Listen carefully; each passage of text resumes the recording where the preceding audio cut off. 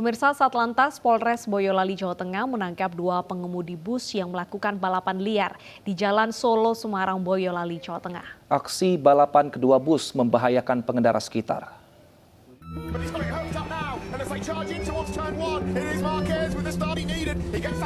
Aksi balapan liar 2 bus di Jalan Solo Semarang, wilayah Ampel, Boyolali, viral di media sosial sejak 14 September lalu. Kedua bus saling beradu kecepatan. Bahkan saat ada kendaraan lain yang melintas, kedua bus tidak kurangi kecepatan. Dinilai membahayakan, pihak Satlantas Polres Boyolali langsung bergerak cepat dan berhasil mengamankan kedua pengemudi bus. Menurut Kasatlantas Polres Boyolali, aksi yang dilakukan sopir bus PO Muncul dan bus PO Safari Wijayanto bukanlah balapan, melainkan berebut penumpang. Dari mereka juga menyampaikan tidak ada permasalahan apapun baik antar PO maupun pribadi. Hanya waktu jam sopir pengen cepat-cepat sampai Ngampel karena berebut penumpang, mengingat sekarang penumpang kondisinya sudah sepi. Dari mana? Mulai mendekat Ngampel aja setelah dari terminal, karena jamnya kebetulan sudah mendekat Ngampel, waktunya siang biasanya penumpang agak ramai di sana. Kedua sopir bus dikenakan sanksi tilang dan diminta membuat surat pernyataan tidak akan melakukan balapan liar lagi. Dari Boyolali, Jawa Tengah, Tata Rahmanta, iNews melaporkan. Pemirsa, video berdurasi 2 menit berisi pemotongan bantuan langsung tunai oleh oknum istri kepala dusun di Blora, Jawa Tengah viral di media sosial. Menyikapi pemotongan BLT tersebut, Gubernur Jawa Tengah Ganjar Pranowo meminta pelaku pemotongan ditindak. Kan ora terima kan pindo ya. Kan apa ki jenenge bolak-balik ngaturi undangan terus.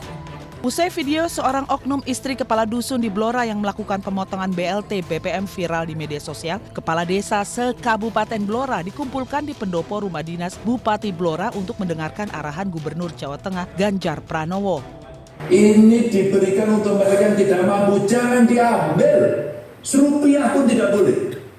Serupiah pun tidak boleh. Berikan kepada mereka.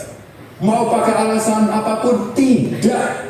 Bahkan saya titip Bapak Ibu, kalau dia mau ngasih cashback, uang kembali, 1.000, 10.000, 50.000, tolak. Gubernur juga meminta kepada aparat penegak hukum untuk jangan ragu menindak tegas oknum yang berani melakukan pemotongan BLT apapun alasannya. Bupati Blora Arif Rohman usai pengarahan mengatakan pihaknya sudah memberikan peringatan keras kepada oknum tersebut.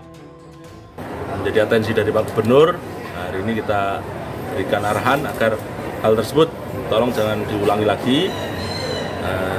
dan tentunya kita memohon dukungan dari media juga untuk terkait bantuan ini juga bisa kita harapkan tepat sasaran.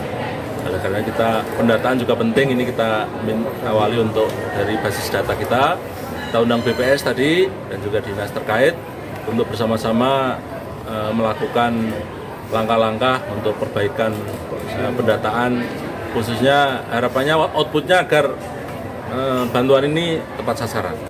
Bupati juga mengesankan jika ada lagi pemotongan terhadap BLT, segera melapor dan meminta kepada APH untuk menindak tegas sesuai aturan. Dari Blora, Jawa Tengah, Heri Purnomo, iNews melaporkan.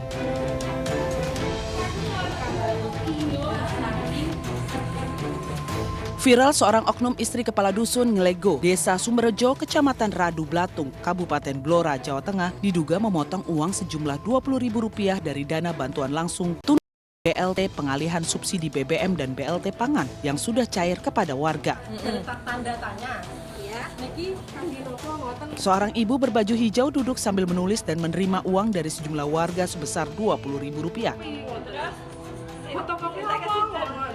Terdengar warga menanyakan untuk apa uang Rp20.000 tersebut. Si ibu menjawab dengan tersenyum buat yang bekerja mengurus BLT. Kan ora terima kan pindo ya. Kan apa ki jenenge bolak-balik ngaturi undangan terus nggih. Kan terang-terang kon harus entuk, engko ki kok dibagi ora dibagi sing mboten langsung. Mboten. dibagi. Ya dibagi anu sama pekerjaane dhewe. Mbak kan mau coba gawe ngono. Yang ibaratnya kan sembah. Nah, nek ngono kan dununge yo. Tetep kan minggu apa ya? Nggih, tak tekok. Iya, gak apa-apa. Kan jelas ngoten nek padang arep. Indah Purwaningsih, Kepala Dinas Sosial Perlindungan Perempuan dan Anak Kabupaten Blora, langsung bergerak cepat untuk mengkonfirmasi uang hasil potongan yang telah dikembalikan semuanya oleh oknum istri kepala dusun tersebut. Kadinsos P3A Blora tersebut juga memastikan bahwa oknum istri Kadus sudah dipanggil aparat penegak hukum untuk dimintai keterangan. Nah, itu untuk administrasi dan seikhlasnya. Pendamping PKH maupun TKSK memang tidak dilibatkan ketika pemanggilan, tetapi teman-teman di PKH dan TKSK, pendamping PKH dan TKSK ditimbali tersendiri untuk dimintai keterangan. Dan informasi yang kita dapatkan bahwa uang dikembalikan.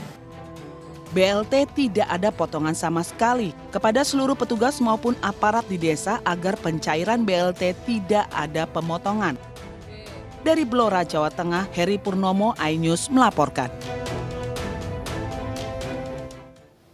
Sementara itu pemirsa, antrian pembagian bantuan langsung tunai untuk kenaikan BBM bersubsidi di kantor pos Mampang Perapatan ini membludak.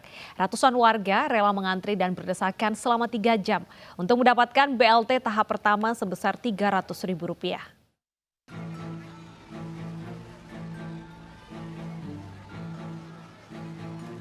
Ratusan warga Kecamatan Mampang Perapatan memadati kantor Pos Indonesia yang berada di Jalan Kapten Tendean, Jakarta Selatan. Ratusan warga ini rela mengantre dan berdesak-desakan selama 3 jam untuk mendapatkan bantuan langsung tunai kenaikan harga BBM bersubsidi tahap pertama sebesar Rp300.000. Pengambilan dilakukan dengan cara membawa dan menunjukkan kartu identitas serta kartu keluarga. BBM. Dari jam berapa, Bu? Dari jam 10. Antriannya panjang nggak, Bu? Ya lumayan. Dapat berapa, Bu? Rp300.000. Persyaratannya apa aja nih, Bu? Tadi, Bu? Saya dari kelurahan aja, cuma syaratnya kakak sama fotokopi saya, sama KTP asli.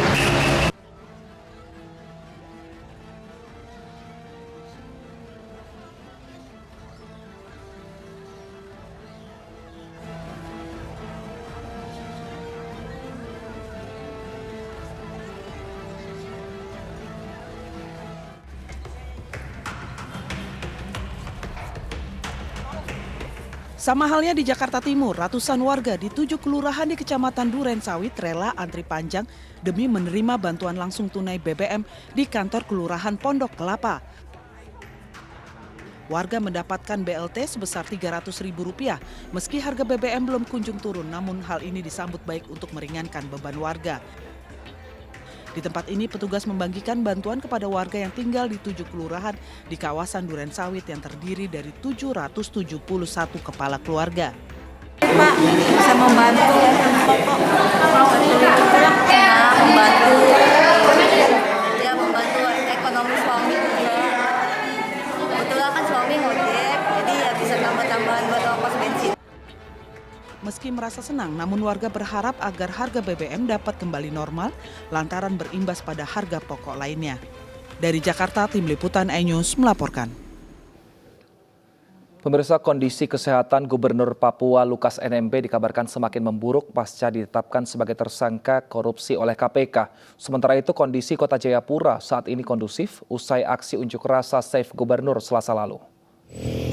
Saat ini kondisi kesehatan Gubernur Papua Lukas NMB dikabarkan semakin memburuk setelah ditetapkan status tersangka gratifikasi senilai 1 miliar oleh Komisi Pemberantasan Korupsi. Lukas NMB saat ini tidak melakukan aktivitasnya sebagai kepala daerah karena sedang dirawat di kediaman pribadinya di Koya Tengah, Distrik Muara Tami, Kota Jayapura. Sebelumnya, dokter pribadi Lukas NMB, Anton Mote, mengatakan kondisi kesehatan Lukas NMB menurun drastis. Hingga saat ini Gubernur Papua Lukas NMB tidak diizinkan masa pendukungnya keluar dari rumah pribadinya.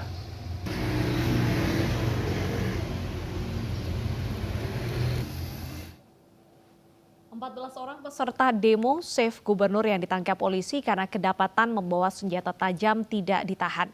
Namun hingga kini belum ada keterangan resmi dari pihak Polda Papua.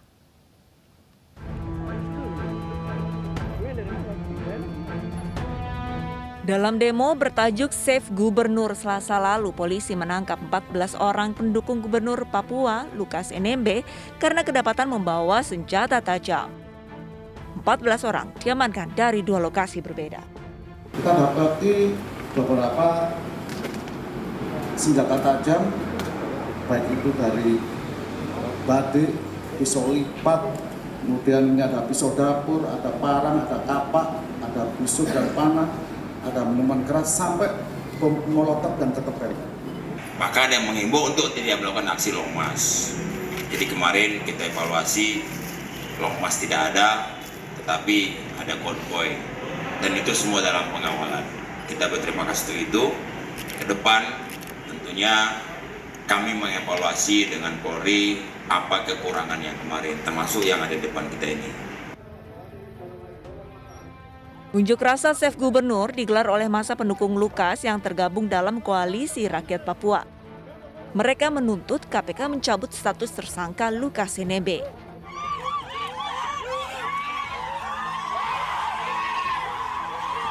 Selain berunjuk rasa, massa pendukung Lukas juga berjaga di kediaman Lukas, mengantisipasi penjemputan paksa terhadap Lukas.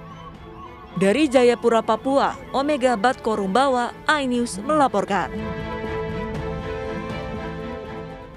Pemirsa, KPK dan Menko Polhukam meminta Gubernur Papua Lukas NMB kooperatif menjalani proses hukum. Sementara itu PPATK mencium transaksi tidak wajar Lukas NMB yang mengalir ke kasino judi di Singapura senilai 560 miliar rupiah.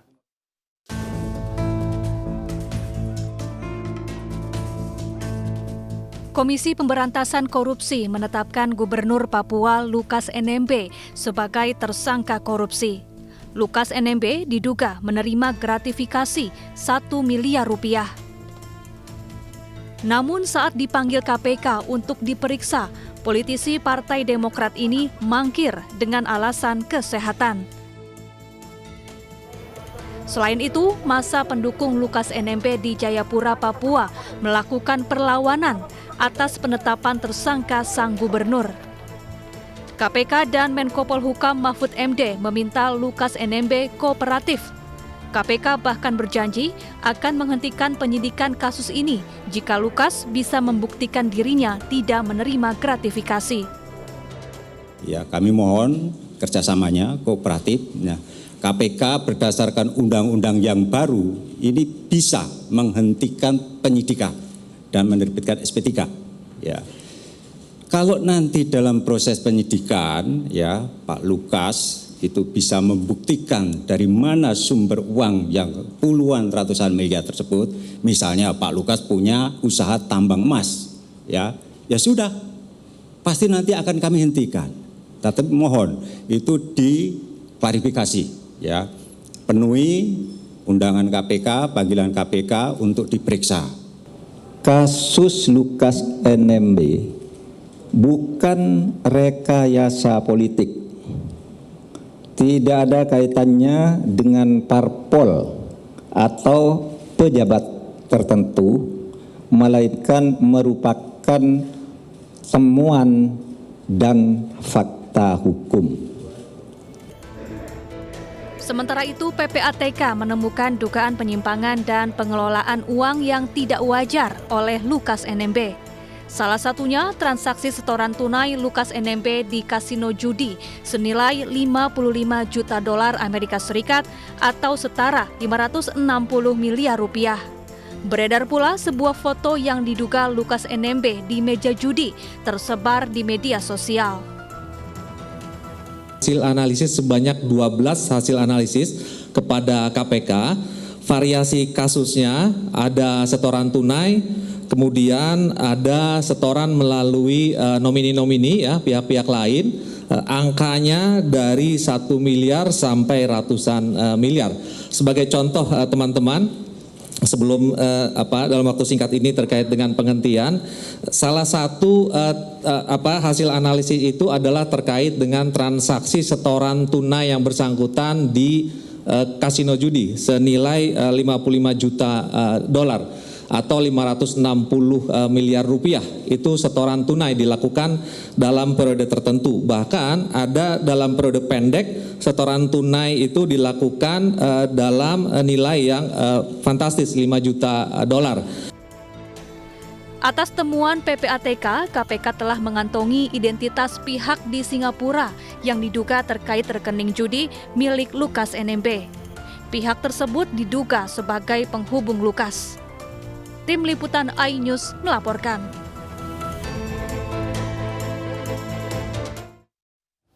Pasangan suami istri di Tapanuli Selatan terekam kamera pengawas mencuri uang kotak infak masjid. Selengkapnya kami hadirkan usai jeda, tetap bersama kami.